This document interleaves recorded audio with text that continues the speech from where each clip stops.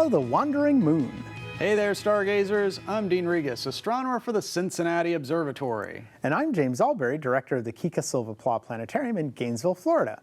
We're here to help you find your way around the sky.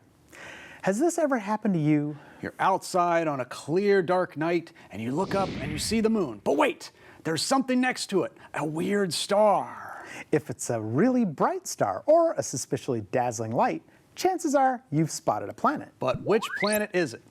This question and many more we will answer. Let's head to the sky. Okay, we have our sky set for just after sunset on the night of September 10th, looking toward the west. As the sky darkens, a few things pop into view. If you have a clear view of the horizon, you might spot the slimmest waxing crescent moon trying to shine through the sunset. If you can't see the moon on September 10th, don't worry, it'll be easier to spy later that week. But hopefully you should be able to see a strange and stunning star above the horizon. It's no star. Not only is it far brighter than any star in the sky, it won't twinkle as much as a star. It is a planet, but which one? Let's see what it looks like in a telescope, and maybe that will offer us a clue. Wait a second. Looks like a mini moon. That's no moon. It's actually the planet Venus. It goes through phases like the moon, since it is coming between us and the sun. So right now it looks like a crescent through telescopes. So cool.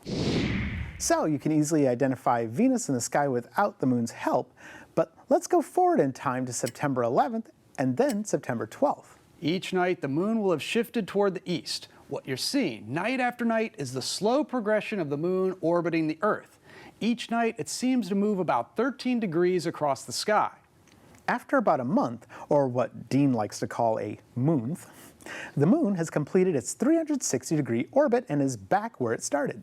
Thanks for using my word moonth, by the way, in a sentence. Anytime. And as we change the sky to the evening of September 13th, the moon has shifted near another bright, non-twinkling star. You guessed it, it's another planet.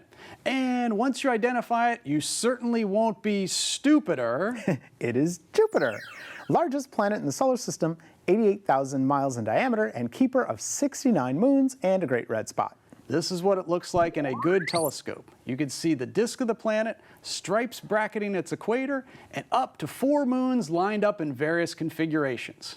Not a bad view. It's now 9 p.m. and we're facing south. As it gets darker, 2 more planets will pop out, but maybe we can get the moon over here to help identify them. Piece of cake. We just need to advance our date to September 14th, 15th, and on September 16th, the moon will slide to the right of a bright yellow light that doesn't twinkle very much. If you miss it on the 16th, the night of the 17th puts the moon even closer to our mystery planet, and it is a planet. To the naked eye, it doesn't stand out, but as we zoom in with a telescope, we get this stellar view. It's Saturn, the most breathtakingly beautiful thing you can see in a telescope. But don't get lost in Saturn's beauty, Dean. We have one more stop on September 18th, and the moon will leave Saturn, and on the 19th, it will be in conjunction with the red planet Mars. Very cool. And Mars is still really bright. Once you identify these planets, you can watch them every night this month, even if the moon isn't nearby. Man, what a tour of the solar system. And the moon can be your guide. Look for the moon near Venus on September 12th, near Jupiter on September 13th, near Saturn on the 16th and 17th, and close to Mars on the 19th. And that's just for half a month. Exactly. Who knows what else you'll discover when you keep looking up.